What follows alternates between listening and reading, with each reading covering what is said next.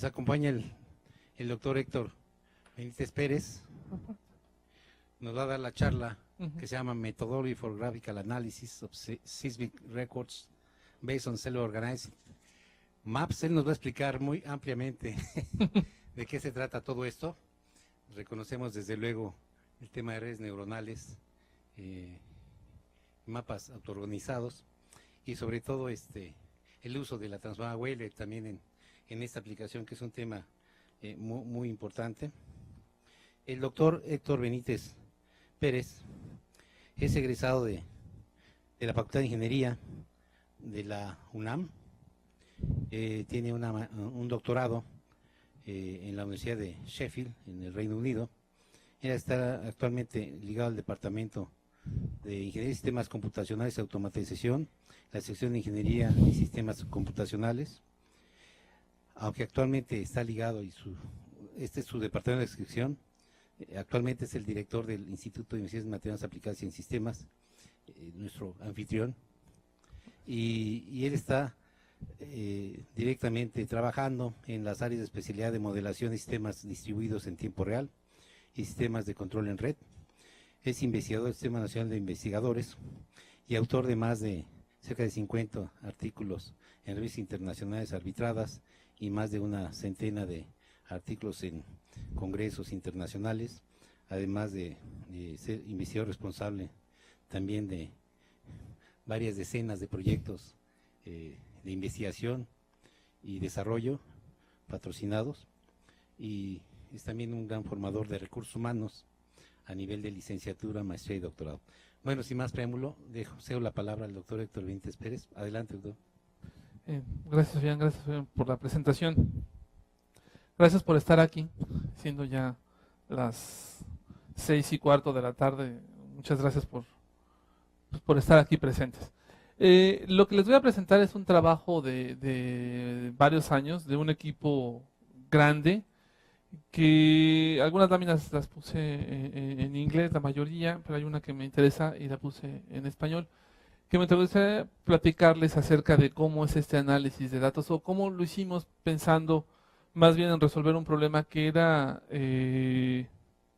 encontrar una idea que nos presenta Pemex, Petróleos Mexicanos, en el 2002, y que era determinar fallas en ciertas fracturas dentro de utilizando sísmica, utilizando ciertas señales sísmicas que explicaré en un momento, y cómo descubrir esas fallas. Y esto pues es un problema añejo, es un problema ya tradicional en el área de geos, y bueno, lo vimos desarrollando con varios años hasta llegar a la herramienta que les voy a presentar aquí, y que nuestro líder de proyecto fue el que nos dio mucha guía en términos de un área en específico, hasta determinarlo como un atributo que dentro de la propia área de geos o de ciencias de la Tierra se le llama atributo geométrico.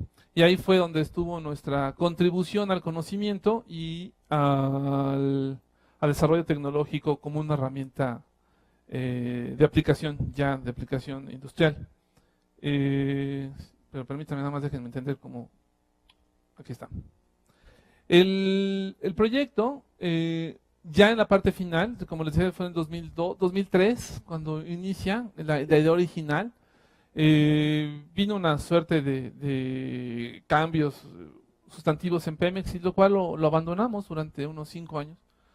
En ese tiempo desarrollamos parte de los algoritmos que les voy a presentar aquí, bueno, una visión general de los algoritmos que estoy presentando aquí, y cómo lo fuimos desarrollando en términos de los sistemas paralelos, hasta llegar a su concepción final en lo que es la herramienta, y como les decía, la idea original que parte del grupo, no fundador, pero sí ya final, nos da guía. Y el grupo está integrado en su mayoría por gente del instituto, de IMAS, así fue también sponsoreado,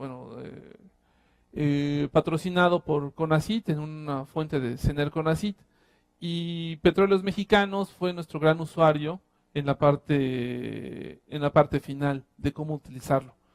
De hecho, el equipo de trabajo es principalmente Nora, aquí presente, pues la líder del proyecto, pero todo el grupo de trabajo es el que está aquí presente desarrollando este proyecto en distintas etapas. Y quisiera también hacer un reconocimiento especial al grupo de Pemex en Veracruz, que ahora les platicaré un poquito que es muy importante tener este grupo de expertos que conocen no tanto el dato, sino el fenómeno físico. Eso es muy importante. En todo esto de ciencia de datos, platicando con varios colegas que se dedican desde la perspectiva de el análisis estadístico, desde la perspectiva del análisis de imagen, desde la perspectiva de el procesamiento de la información, siempre es importante tener a este experto que conozca no el fenómeno físico solamente, sino el fenómeno observado, el fenómeno social, el fenómeno químico, el fenómeno físico, el fenómeno químico, bueno, ya lo había dicho, el fenómeno biológico, para poder entender ciertas interacciones y no tratar de descubrir el hilo negro o el agua tibia, sino entender cómo funcionan ciertas relaciones causales que tenga el sistema y que esto mismo pueda ser representado dentro de este análisis de datos, o no tengamos que desgastar al sistema tratando de representar comportamientos no lineales cuando pues están ya muy claros en la literatura y que pueden ser representados de alguna manera. Bueno, en ese sentido, generamos esta herramienta llamada AGMA, que es un software diseñado para ayudar a ingenieros en petróleo, ingenieros petroleros, a determinar ciertas relaciones de exploración dentro de la sección sísmica. Ciertas relaciones que utilizando una herramienta, bueno, varias herramientas y que me gustaría platicarles ahorita, fue para tomar decisiones y que, bueno, ha sido relativamente exitosa en términos de una herramienta que ya está digamos, en una prueba de concepto bastante estable. Esto es muy sencillo, dirían, bueno, pues es obvio, no tengo entrada de datos, procesamiento y mi salida, pero en la entrada de datos es donde creo que hay una retroalimentación muy importante, que es el preprocesamiento de la información y el conocimiento de la información, que es este experto que junto con aquel que analiza el dato, le ayuda a aquel que analiza el dato a entender cómo trabaja el dato, cómo se está comportando el dato en relación a este gran cúmulo de información. Hoy en la mañana veíamos esta parte del análisis topológico de datos, que es fascinante y es importante, pero también se mencionaba esta parte, que es entender las relaciones que guardan o entender esta idea de distancia entre los datos. ¿Qué significa distancia desde el punto de vista no solo geométrico, sino desde el punto de vista físico? Para poder dar, en ese sentido, una retroalimentación clara a la propia herramienta. Y una vez que esto es concebido, se puede llegar a esta parte que es el procesamiento de la información y posteriormente a la salida. Pero la salida no es solamente entregar un dato procesado, sino cómo visualizarlo. Esa es otra parte muy interesante en cómo mostrarle al experto que no sabe de grandes cantidades de datos, pero que sí conoce y conoce muy bien el área del fenómeno físico, cómo mostrar los resultados. Puede ser, aquí en este caso es un geo, pero puede ser también una persona de medicina, puede ser un biólogo, o concentrémonos en medicina. Un médico que es un médico practicante que está en el día a día en el hospital, ese médico no va a saber de ecuaciones, no va a saber de análisis de datos, pero él va a saber detectar un hígado enfermo, él se va a saber detectar en una imagen un cáncer, un tumor, un comportamiento erróneo de algún órgano en el cuerpo humano. Entonces esa imagen tiene que ser bastante fidedigna a aquello que el médico pueda detectar de manera o a través de su experiencia. Pues en ese sentido también es una parte que nos llevó un rato el poder analizar cómo poder hacer esta parte de la salida del dato. La metodología es esta, es muy simple, de veras, porque lo que buscamos es muy sencillo. Y aquí empezaría toda la parte. Primero tenemos datos, lo que hacemos es descomponer datos. Ahorita les platicaré qué es un poco las trazas sísmicas. Pero la traza tiene mucha información. Lo que vamos a llamar traza es una serie de, bueno, imaginemos que es una serie de tiempo, desde un punto hasta 1000 puntos. Esta serie de tiempo, lo que tenemos es muchísima información, pero está traslapada y está sumada en términos de esa serie de tiempo. tenemos que descomponerla sin perder información. Eso es lo que no queremos, perder información. Entonces, transformar la serie de tiempo en una sola escala, perdíamos información. Entonces, lo que decidimos en un momento fue hacer análisis multifrecuencia. Y una herramienta que usamos, que conocíamos bien y que podíamos utilizar bien como método matemático, pues era el análisis de wavelets. Y lo que hicimos fue descomponer cada traza en múltiples escalas para no perder dos cosas. Para no perder la escala en tiempo o en frecuencia, porque la transformamos ya en frecuencia. No perder la escala en frecuencia, pero tampoco perder la escala en potencia.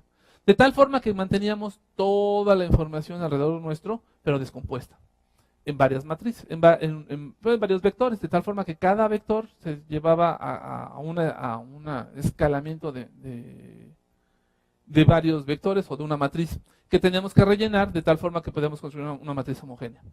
Una vez que hacíamos eso con cada traza, la idea es, después de esto, es cómo combinamos esa información, cómo la reagrupamos, y la volvemos a presentar. Y ahí es donde teníamos un punto intermedio aquí, que es el análisis de clusterización, para poder clasificar la información de tal forma que pudiéramos estratificarla y después reagruparla.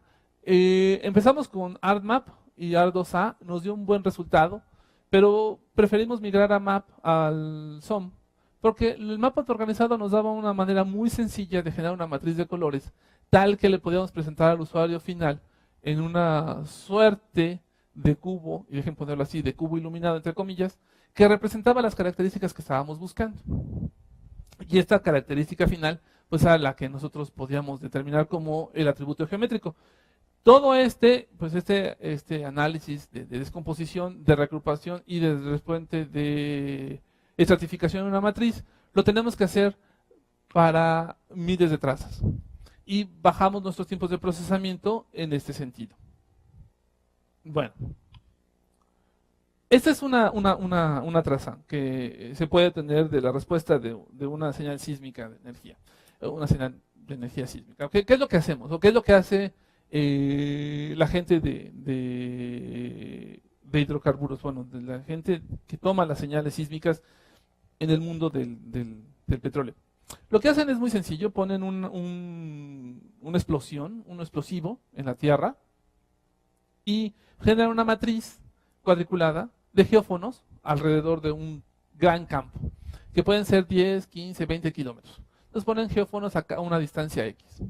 Y lo que hacen es que esta explosión controlada, obvio, explota, y su señal mecánica recorre el subsuelo y es captada por los rebotes que haya en las diferencias de, ¿cómo se llama? De energías, porque una diferencia de impedancias entre el cambio de una era geológica con otra, pues tiene ciertos rebotes. Estos rebotes es captados por los geófonos distribuidos en toda la región que estamos hablando.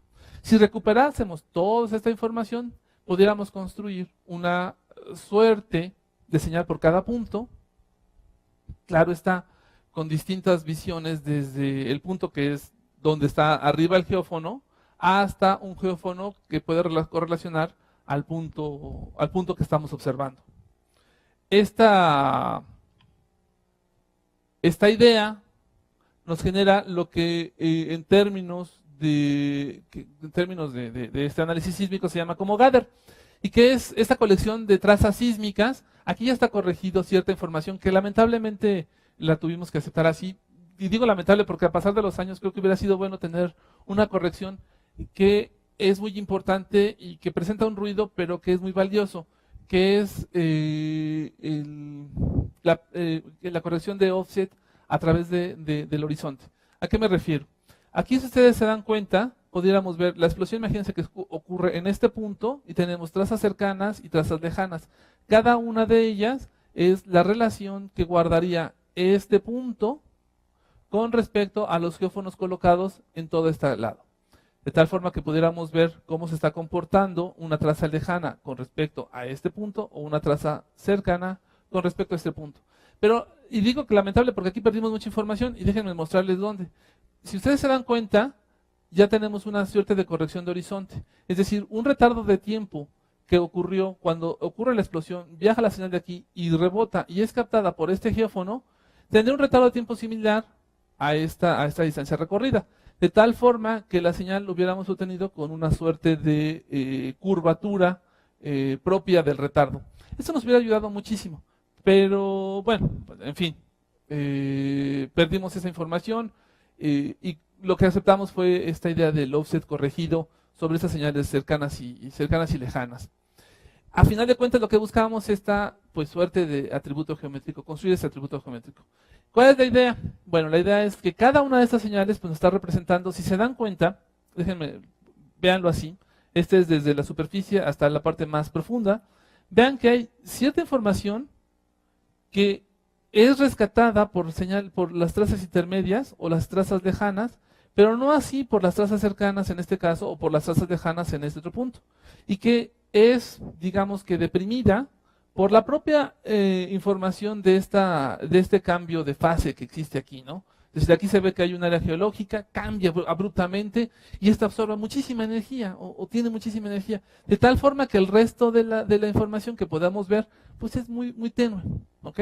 Perdemos muchísima información. Entonces lo que buscamos es descompongamos toda esa información en varias escalas, cada una de las trazas, y rescatemos esa información que es deprimida por la comparación entre la información global, pero que representa mucha información desde el punto de vista de lo local.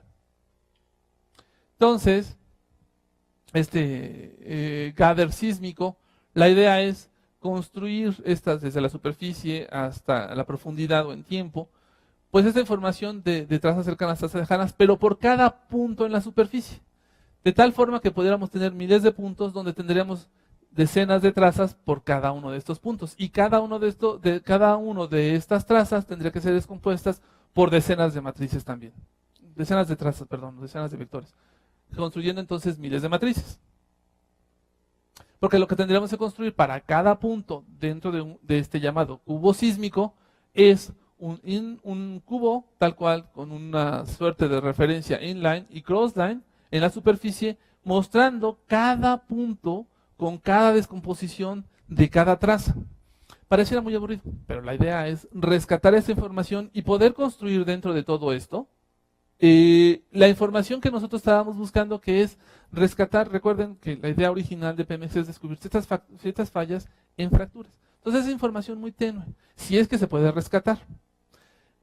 Aquí había muchos puntos de interés que podíamos estudiar y que no pudimos estudiar porque la información ya nos vino entregada de esta forma, que es, por ejemplo, una que es fabulosa, es el muestreo de cuántos datos podemos capturar, cuántos puntos pudiéramos observar. Es decir, ya teníamos 1000 puntos, pero si tuviéramos 10,000 o 100,000 puntos será mucho más rico, pero en ese momento solo teníamos 10,000. Bueno, con base en esto lo fuimos trabajando y tuvimos una información extra que para nosotros era muy importante: la ubicación de ciertos pozos. ¿Por qué era importante ubicar ciertos pozos? Bueno, si nosotros tenemos ya este cubo sísmico obtenido a través de esta matriz de datos sísmicos y con esas explosiones controladas que les mencionaba, podemos también tener cierta información de algo que se le llama pozos de exploración, que es obtener datos en un pozo dentro de este cubo sísmico, donde empiece en un lugar X dentro del cubo, viaje el pozo y vaya recorriendo secciones de interés del propio cubo.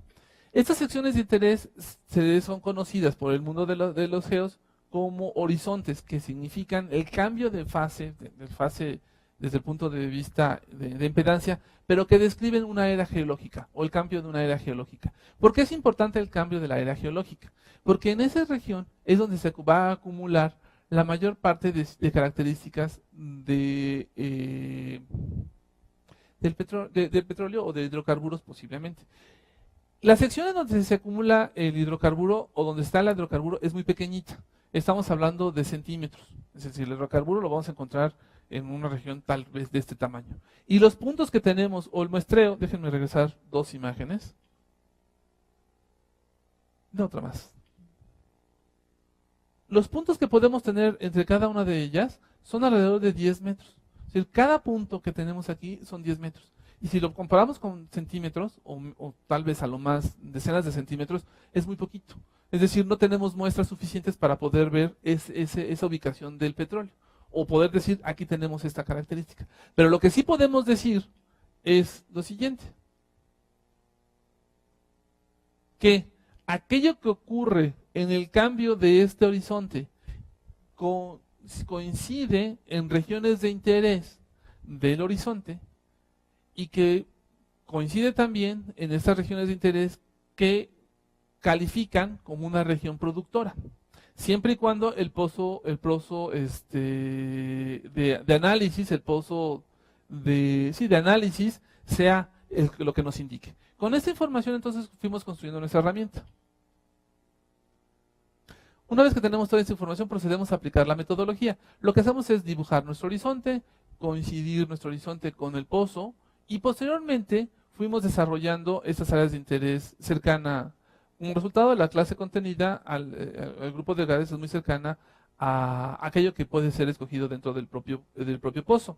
Finalmente, esta clase puede indicar los puntos con similares características en todo el cubo. Y eso es lo que quisiera mostrarles aquí.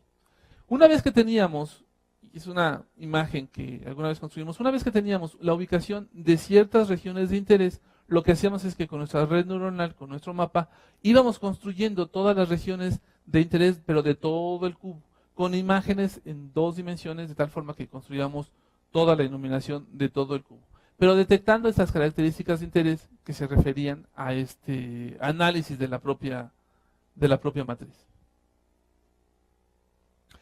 Al construir nuestra herramienta, nos dimos cuenta que era muy importante detectar esta zona de interés, y en esta zona de interés con respecto al cálculo del propio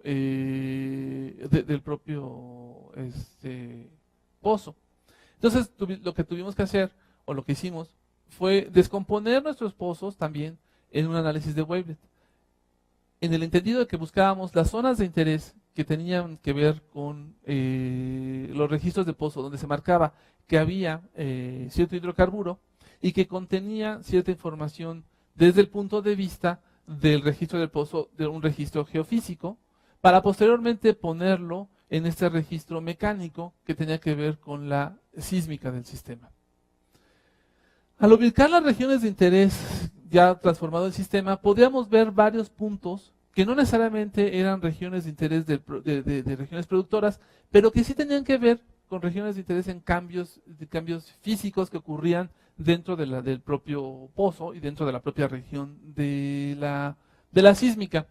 Esto nos llevó entonces a también tener con esa característica la ubicación de una unidad sintética sísmica, de tal forma que podíamos ubicar nuestros pozos en nuestra sísmica.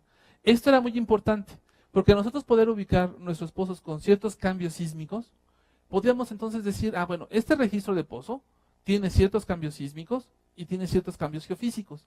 Y lo que está marcado como los cambios físicos dentro del pozo, también coincide con ciertos cambios sísmicos dentro de nuestra sísmica, sin tener en cuenta pérdida de muestreo que teníamos. Esto nos garantizaba que había algo en esta región, y lo que teníamos que hacer era ser muy capaces, o ser muy sensibles, para poder iluminar todo esto en el resto del cubo sísmico y mostrar con estas regiones de interés. Bueno, como se ha dicho antes, la metodología está basada en los mapas autoorganizados. Y un mapa autoorganizado es una red neuronal que es entrenada de manera no supervisada y que nos permite encontrar elementos de la población que comparten características similares en un mapa o en una dimensión menor a la del vector propiamente dicho. Y es de tal forma que es aprender dentro de esta región. Los mapas autoorganizados, no me voy a meter mucho en la idea, pero es tener una suerte de vectores que nos permitan hacer esa iluminación. ¿Pero qué vectores estamos hablando? Y esa es la parte interesante desde el punto de vista del análisis del clúster que armamos. Fue analizar todo el cubo sísmico con todas estas miles de matrices que cada una de esas trazas que llamamos en Gather, fueron procesadas, porque las descompusimos en un montón de señales dadas por estas wavelets, y teníamos entonces miles de matrices procesadas. Y todas estas eran analizadas dependiendo de la región de interés del propio cubo sísmico y analizadas por la propia red neuronal. Pero lo que hacíamos es que analizábamos primero en paralelo porque eran independientes entre ellas. Entonces lo que hicimos fue desarrollarlo con Hadoop, toda nuestra distribución de datos, para hacer un mapeo y después una reducción del propio mapa. Construyendo entonces un mapa que era una matriz muy sencilla, de 4x4, de 5x5. El entrenamiento ocurre en varias etapas, porque tuvimos que hacer varios entrenamientos, varias pruebas, para poder hacer a la red lo más estable posible, hasta determinar unas regiones de interés que nosotros consideramos. Y eso es lo que les quisiera mostrar a continuación como un ejemplo del sistema ya funcionando. Solo me gustaría ir diciendo que el mapa entonces nos dio esta posibilidad de usar una visualización. Esta visualización es la matriz que generábamos. Esta matriz que ya era considerada como mapa, lo que podemos hacer después de esta es poder analizarla en términos de digamos que el propio cubo sísmico o de la imagen del sísmico, y buscar esta misma característica de aquella iluminada en el mapa y entrenada con la red neuronal, pero ahora buscarla en todo el cubo sísmico, utilizando una suerte de corrección por medio de un análisis de movimiento promedio dentro de los datos. Lo que nos llevaba entonces a iluminar primero, vimos que una de las partes que teníamos que iluminar primero era el horizonte, porque el horizonte nos daba el cambio geológico, y que ese cambio geológico era donde teníamos estas regiones de interés. Entonces lo primero que teníamos que hacer era poder iluminar al propio cubo sísmico en su horizonte, para determinar la región primero del pozo, pero también determinar ciertas regiones de interés dentro del cubo sísmico a través de su horizonte.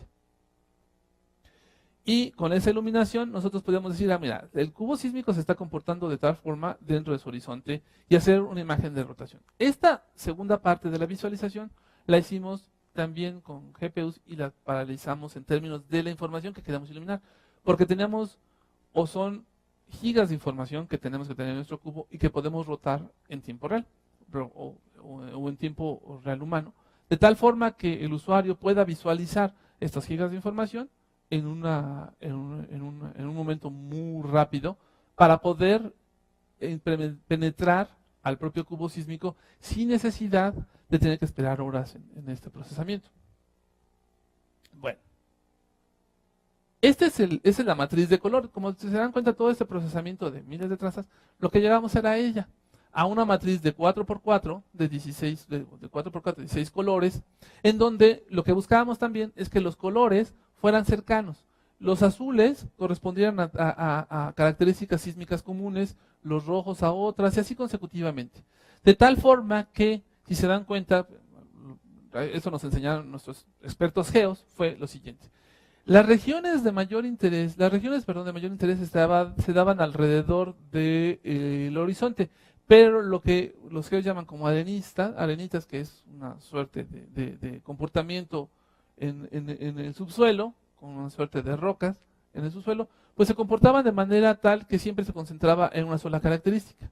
Así también, aunque había alguna suerte de valor de interés rojo, pues todos ellos dominaban con esta característica. No así cuando llegábamos a las regiones en donde había un cambio geológico.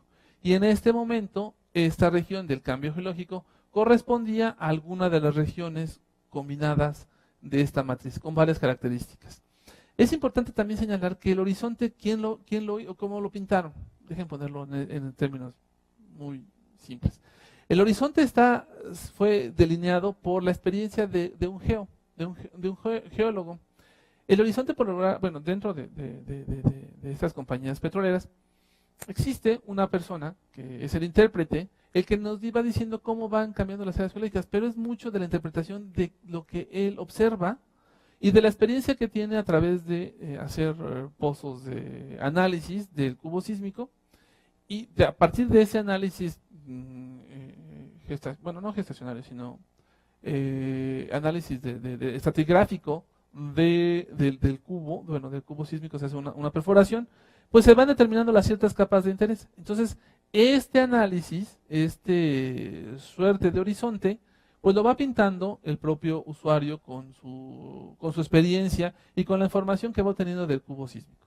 Entonces, lo que podíamos determinar era esta región de interés. Y procesando en paralelo dos ocasiones. La primera era en analizar toda la información de las matrices y la segunda era en visualizar la información a través del cubo, ¿no?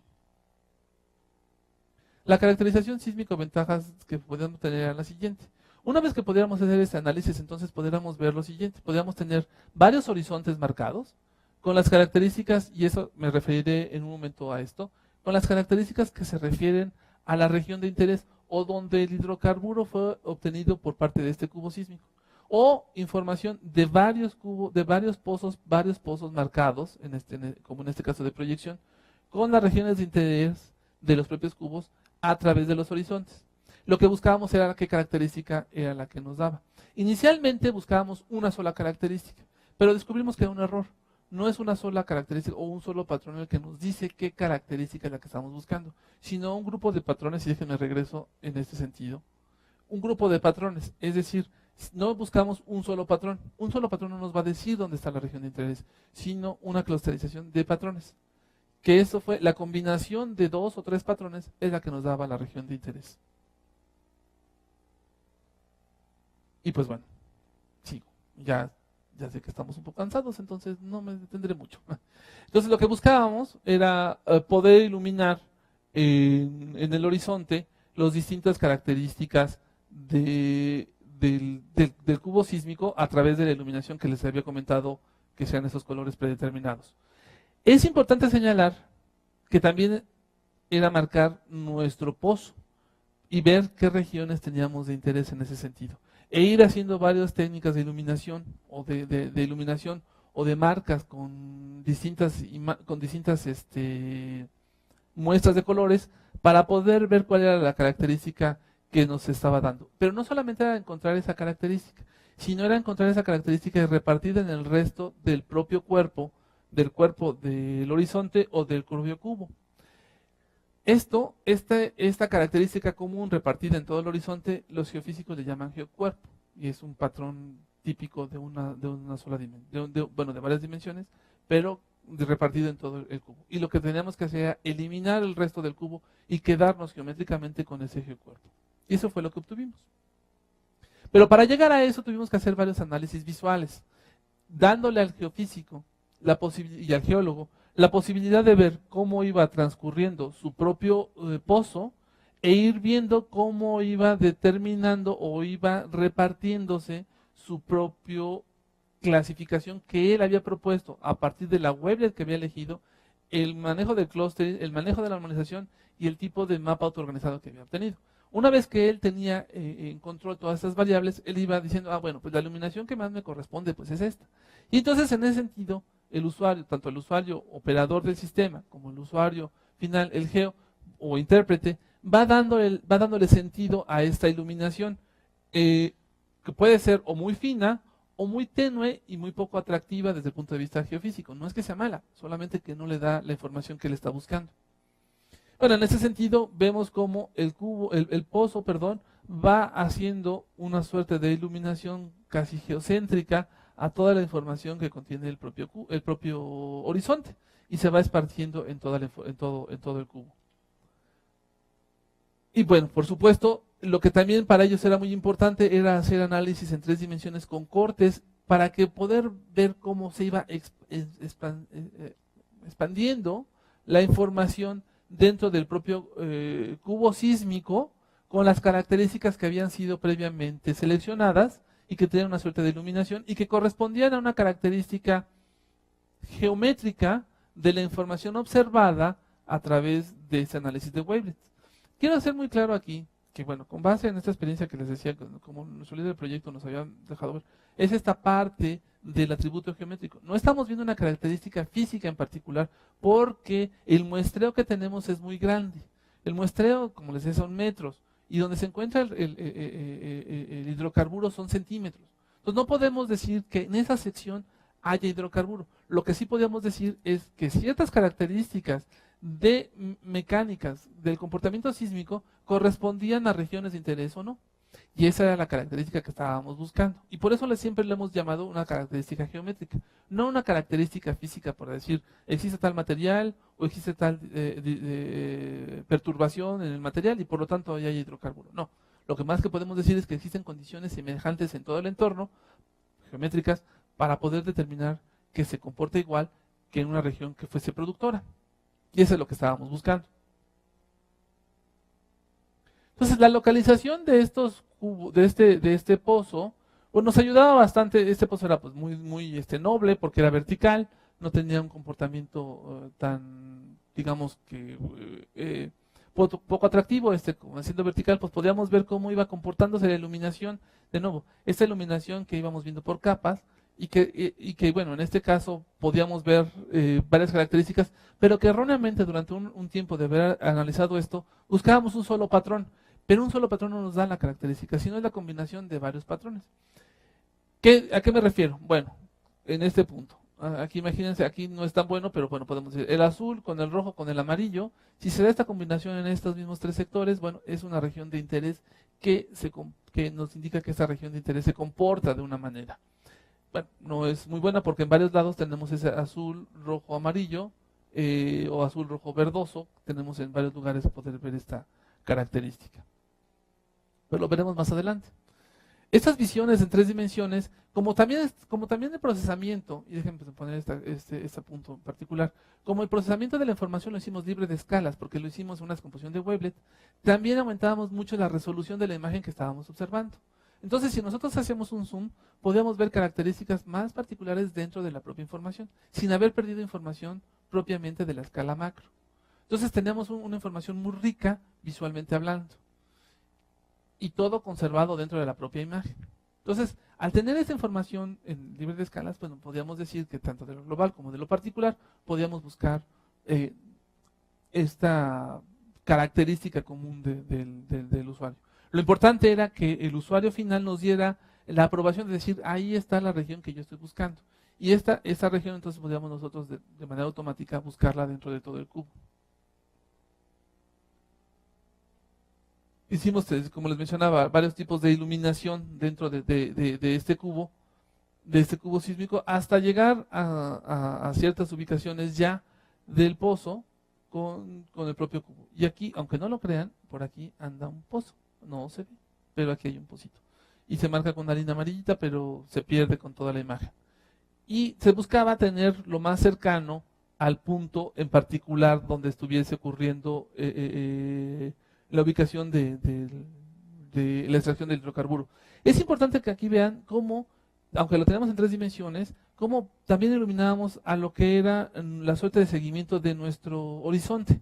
Cómo el horizonte se iba dando y se iba moviendo. Si se dan cuenta, quitamos alguna suerte de patrones que ya no nos eran de interés. Por ejemplo, el azul y el café, lo quitamos y nos quedamos con el verde y el amarillo. De tal forma que había huecos en la información.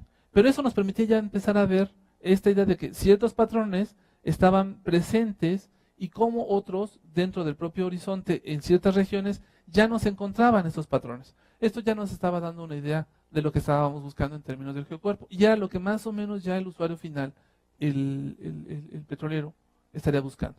Perdón, el geofísico.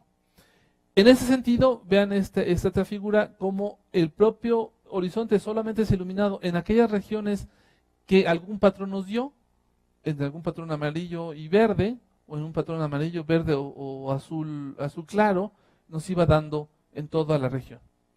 Pero lo que nosotros queríamos encontrar era con un proceso productor de entrenamiento y con un proceso productor de clasificación dentro del cubo sísmico y determinar el geocuerpo. Esta imagen es interesante porque ya empezábamos a ver una suerte de curvaturas dentro del propio horizonte, en donde podíamos ver ya ciertas características que iban siendo únicas del propio geocuerpo, determinadas también por la propia ubicación del pozo productor, que inicialmente lo usamos para entrenar. Y ese es el pozo productor, que coincide en un punto característico, y nos olvidamos del resto del cubo sísmico y del resto de los patrones solamente siguiendo el propio horizonte. Al poder seguir el propio horizonte y dentro del propio cubo sísmico, pues tenemos una suerte de cuerpo geométrico que nos indica dónde está la zona productora y que esta puede ser altamente probable que coincida con otra zona productora. Como también teníamos alrededor de 30 pozos, que también no usamos para el entrenamiento, solo lo usamos para clasificar, podíamos determinar regiones tanto productoras como de entrenamiento del propio geocuerpo. De tal forma que localizamos al 100% la región productora del geocuerpo en el análisis del pozo entrenado y el pozo clasificado de este propio cubo sísmico.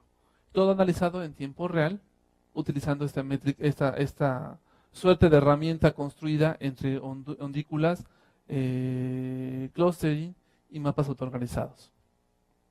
Y esta fue la región del geocuerpo que encontramos, en el sentido de donde estaba un pozo productor y un pozo extractor también de petróleo, pero que no lo usamos para entrenamiento. Y asimismo encontramos el resto de los pozos en nuestro horizonte, donde se veía la caracterización de todo el geocuerpo del cubo que analizamos. Actualmente lo que estamos haciendo es analizar lo mismo para otros cubos sísmicos, tratando de validar la información. De hecho, una expedición punitiva irá este miércoles a Pemex, a Tabasco, a analizar otro de estos cubos sísmicos. Y pues bueno, a final de cuentas, pues los cubos sísmicos, lo que quiero decir es que la información que analizamos era de gigas, de gigabytes de información, pero es un cubo muy pequeñito. Por lo general, los cubos sísmicos están en alrededor de teras de información. Y lo que tenemos que hacer era pues construir una herramienta paralela que nos pudiera descomponer toda la información de manera eficiente y luego reagrupar la información de manera eficiente sin perder generalidad y localía, y después visualizarla también de manera muy eficiente para poder rotarla conforme el propio usuario la quería ver, porque no quiere perder información, quiere hacer un zoom, quiere alejarse, quiere rotarla, quiere poder visualizarla de lejitos y quiere acercarse y meterse al cubo sísmico y sin perder la información de las matrices que está observando. Entonces todo esto pues, lo tuvimos que hacer en varios grupos, con un clúster que inicialmente fue con Hadoop y después con GPUs, y que esto dio origen a lo que es el Laboratorio Universitario de Cómputo de Alto Rendimiento de aquí de IMAS, que pues bueno, fue con el patrocinio de CENER CONACYT, con el cual pudimos comprar todos nuestros clústeres en tres etapas distintas, ¿no? Y ya para terminar, es una presentación muy cortita, lo que me gustaría es decir que este software puede ayudar a tomar decisiones y poder eliminar cierta incertidumbre. Y eso es lo importante, yo creo que aquí en ciencia de datos, si me permiten a mí una opinión. Esta información siempre va a ser incierta. La información real sigue siendo el fenómeno físico o las relaciones de causalidad que existen en los fenómenos observados, físicos, químicos, biológicos, y la información del modelado energético que podamos hacer de esta información. Sin embargo, la ciencia de datos lo que nos va a permitir es hacer un análisis de esta incertidumbre, que no tenemos un modelo claro de cómo se comportan esta suerte de sistemas físicos, químicos, sociales, biológicos o mecánico-eléctricos, y cierta aproximación de este comportamiento para dar ciertas relaciones de este comportamiento. Pero siempre vamos a pensar o al experto o a aquel modelado matemático con base en ecuaciones diferenciales para poder dar una certeza de eso que estamos observando. Pero en el momento que no tengamos todavía la capacidad de construir ciertas relaciones, porque los problemas son muy complejos, este tipo de herramientas nos permite aproximarnos de manera bastante certera, hasta cierto punto, a esta realidad que el experto, como se mencionaba hace un momento, que el experto que escucha pajaritos y que sabe cómo determinar qué pajaritos se trata, o el experto que escucha ciertos textos, que puede escuchar ciertas voces y determinar el corpus de cierto lenguaje, pues bueno, esta representación del expertise es la que podemos hacer a través de este tipo de herramientas, sin quitar a este experto. Bueno, esta sería mi presentación. Gracias. Gracias.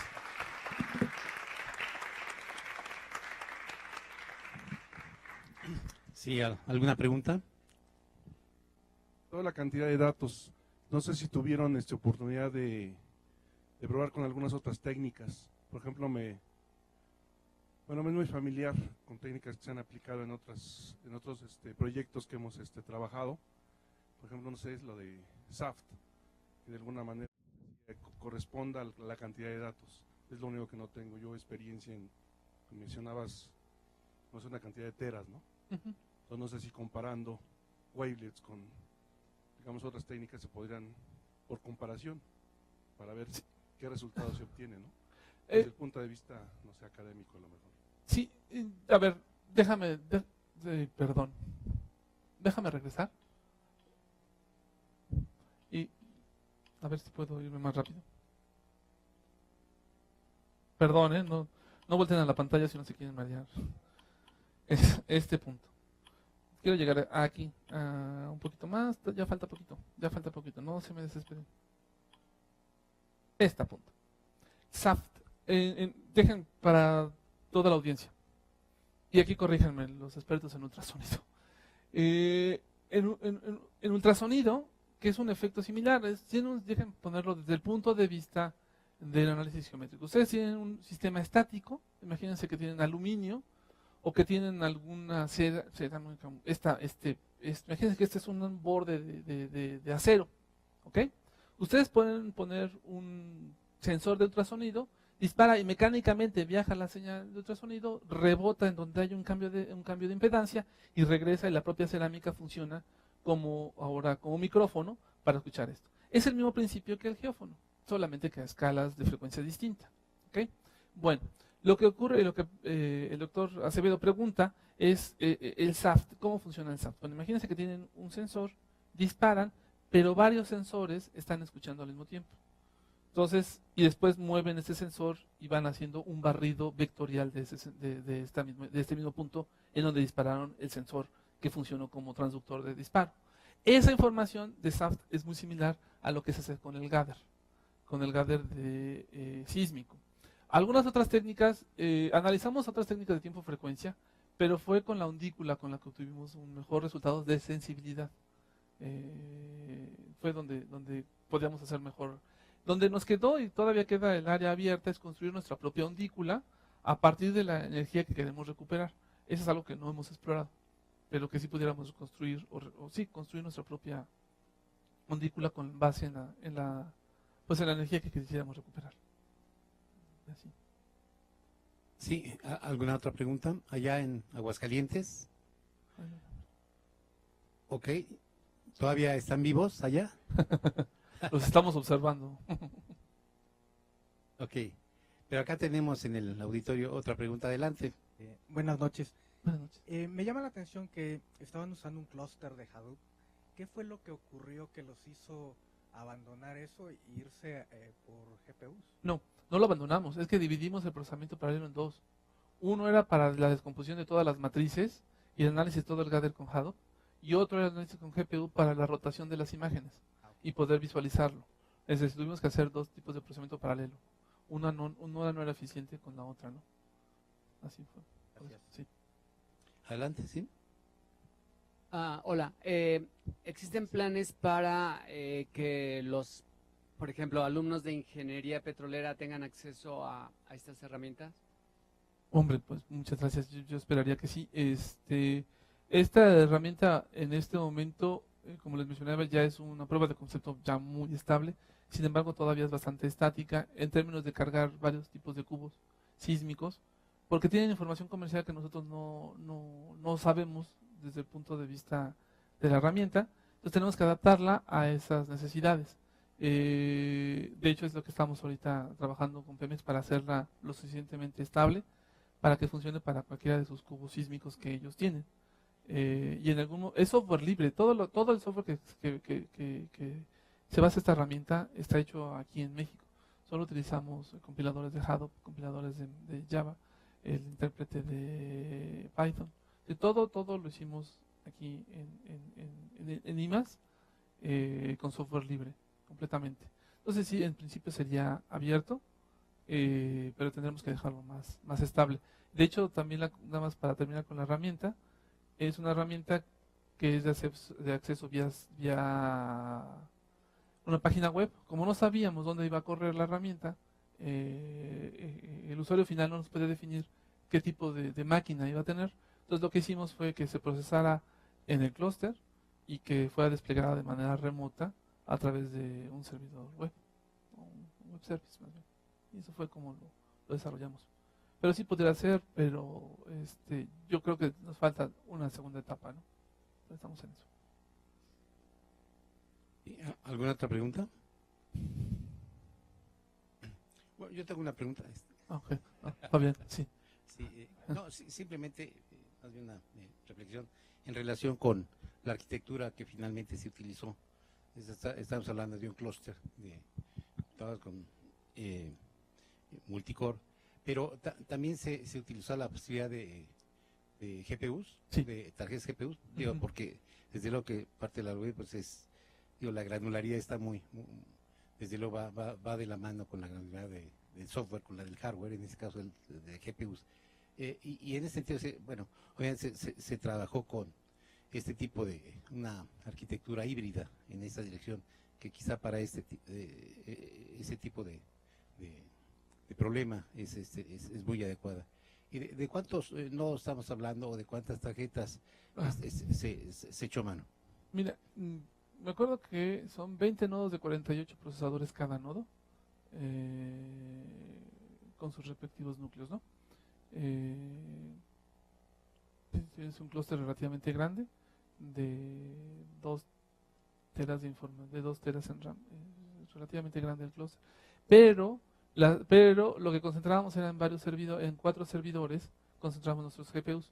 Entonces, una vez que se procesaba la información, transmitíamos parte de la información al servidor que contenía el GPU para poder hacer el análisis de esta información en el GPU en tiempo real. Y no transmitíamos toda la base de datos, o no accedíamos a través del servidor donde estaba el GPU, donde estaba la tarjeta de NVIDIA, para poder hacer la reconstrucción en 3 dimensiones, sino solamente una sección para poder hacer. Una sección, me refiero una sección dinámica, que pudiera ser cualquier sección nada más guardando la secuencia de la base de datos y que iba saltando entre cada uno de los servidores. Si era la sección 1, la sección 2, la sección 3, la sección 4. Entonces el usuario nunca se daba cuenta que estábamos cambiando entre el GPU. Ya sea como lo hacíamos. Sí, porque, muchas gracias por sí, eso dimensiona muy bien pues, la complejidad computacional, obviamente, Sí. del problema y sobre todo cómo aprovechar al máximo los recursos que se tengan, Sí. ¿no? En esa dirección. Porque en escala de tiempo, ¿cuánto tiempo nos lleva generar, por ejemplo, una de esas imágenes? Bueno, toda la información para después ya graficarla, pero ¿cuánto tiempo nos lleva? Bueno, en principio eran días y lo podemos reducir a minutos, ¿no? O sea, A 20 minutos. el problema que originalmente se corría en días, ya con estas técnicas se redujo Sí. a minutos. De hecho, la rotación es en segundos, ¿no? Es decir, el usuario pareciera que lo está viendo en su propia máquina. Bueno, muy bien, muchas gracias. ¿De qué? Por aquí hay otra pregunta, adelante. Ujú. Y bueno, tal vez me salga un poquito del tema, pero dado que estamos en una escuela de ciencia de datos y que tiene experiencia en Pemex, pues quisiera preguntarte si sabes un poquito sobre este asunto de la ordeña de ductos y los guachicoleros. Yo hace tiempo leyendo una nota en El Financiero que decía que Pemex estaba implementando pues herramientas y técnicas del Big Data para pues tratar de controlar a estos guachicoleros y las extracciones clandestinas. Yo me imagino que a lo mejor va orientado un poquito a detectar dónde se están extrayendo los ductos o a lo mejor predecir dónde será la siguiente ordeña, ¿no? O sea, no sé si sepas un poquito de eso. A ver, no, es un tema muy interesante. Voy a contestar un poco, más bien como un colega que conoce a la comunidad que hace eso, pero no que ha trabajado en esto. Entonces, con base en eso, sí quisiera que entendieran mi comentario, que no tiene toda la información. No puedo hablar de los guachicoleros, no tengo el gusto de conocerlos, ni cuál es la motivación más allá del dinero, ¿no? Pero lo que sí les puedo hablar es de los ductos. Los ductos, el problema de la ordeña de Pemex es un problema interesante técnicamente. Olvídense de que sea una ordeña, que sea una persona que llega y que con tecnología muy avanzada hace una perforación sin generar una explosión y extrae decenas o centenas de litros. Lo interesante es, imagínense que tiene un ducto que corre 1000 kilómetros, pero que tiene una geometría libre. ¿Qué es que me dice una geometría libre? Lo más sencillo es que el ducto sea recto, así, por 1000 kilómetros recto, y que si lo ven desde un lado pueden ver el extremo del otro. Pues es lo más sencillo. Pero no es cierto. El país es muy distinto a esa geometría lineal.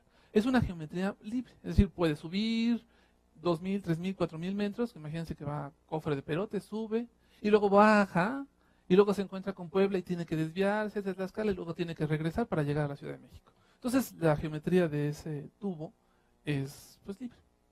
Entonces, ¿cómo modelas? La pregunta es, tú no sabes dónde va a haber una falla. Pero, ¿cómo modelas el punto donde puede ocurrir una falla o múltiples fallas? Y la transmisión del líquido es muy chistosa, porque tú envías gasolina y uno piensa, ay, la gasolina va viajando sola. No, la gasolina se condensa y llega un punto en el cual se generan como si fuese un problema de arteriosclerosis, se genera como un suerte de sarro cuando llega a la parte más alta, pero cuando baja se hace gas, entonces se convierte en un problema de varias fases dentro del propio ducto. Y eso ocurre en la misma transporte. Entonces es un problema de cuánta gasolina, te va a llegar el 100% del otro lado, pero ¿cómo te va a llegar? Te va a llegar por rebaba, porque la gasolina tiene una cierta rebaba, una suerte de arenita, o te va a llegar también con burbujitas por este gas que se está dosificando, o te va a llegar en un líquido con ciertas características de energía. Bueno, ya tienes un líquido que no se comporta como el agua, sino se comporta de una manera muy distinta dependiendo de la geometría donde te encuentras. Entonces el problema se convierte en un problema bien interesante. Cuando tienes una falla, ¿cómo sin tomar en cuenta la geometría puedes detectarlo? Ese problema ya fue resuelto para el agua, pero no para bifásicos o trifásicos, que es el problema que tienes en el ducto del hidrocarburo. Y después de eso dices, bueno, para una falla puedo más o menos determinar secciones de interés y puedo poner, digamos que medidores de flujo a lo largo de mi tubo, y empecé de pensar de 1000 kilómetros, lo puedo cada 10 kilómetros o 100 kilómetros poder ir viendo eso. Entonces reduzco el punto de incertidumbre. Pero luego digo, pues no tengo una sola falla, sino tengo 3 o 4 o 5 N fallas y todas pueden actuar al mismo tiempo. Entonces, ¿cómo hago esta reducción? Se han hecho varias técnicas de análisis de fallas con un modelo de espacio-estado que nos permite detectar la dinámica de ese fluido a través del tiempo y a través de esa distancia de 10 o 20 kilómetros.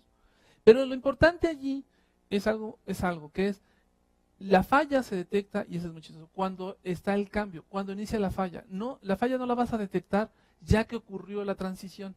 Lo importante es saber detectar el inicio de la transición. Es decir, cuando se da el escalón, es decir, cuando inicia la falla, ese golpeteo al principio, ese como decía Eduardo Moreno, fuácata, como si fuera un latigazo, así, pum, que se dispara, ese latigazo que se da, ese pulso, ese te dice cuántas fallas puedes tener en el sistema. Pero tienes que descomponerlo en una señal multifrecuencia para poder determinar dónde se encuentra, primero que existan varias fallas y después la distancia a donde se encuentra la falla sobre tu propio observador. Entonces ese es un tema abierto en toda la comunidad de detección de fallas, de separación de fallas. Es un tema muy interesante, pero lo digo desde el punto de vista técnico y desde el punto de vista de un sistema de investigación. El otro punto de guachicoleros y de robos, ese yo creo que es otra. Ya ahí no es técnico, ahí es otra cosa. Pero bueno, espero poder haber dado algo de luz. Y gracias. Si consiguieran un nuevo cubo sísmico, ¿cuánto tiempo, cuántas personas para montarlo en la herramienta? No, pues no, es software, entonces no pesa mucho. Es decir, lo que necesitamos es más bien, hemos tenido una experiencia de la modificación, por ejemplo, la modificación de la herramienta para poder montar un nuevo cubo sísmico nos llevó 7 días de trabajo, pero no modificamos muchos programas. Lo que pasa es que no sabíamos técnicamente qué teníamos que modificar dentro de la herramienta para hacer compatible un nuevo cubo sísmico con la herramienta. Entonces fue muy rápido, en términos de los programas que modificamos, fueron 2 programas o 3, pero nos llevó mucho tiempo. Este sistema tiene alrededor de unos 200 programas. Entonces, para poder detectar qué teníamos que modificar y poder leer la información como venía del estándar del nuevo cubo sísmico. Entonces, lo que necesitamos es un poco de tiempo nada más para poder hacer las modificaciones. Gracias. Semanas, o sea, una semana. Sí, más o menos. Gracias.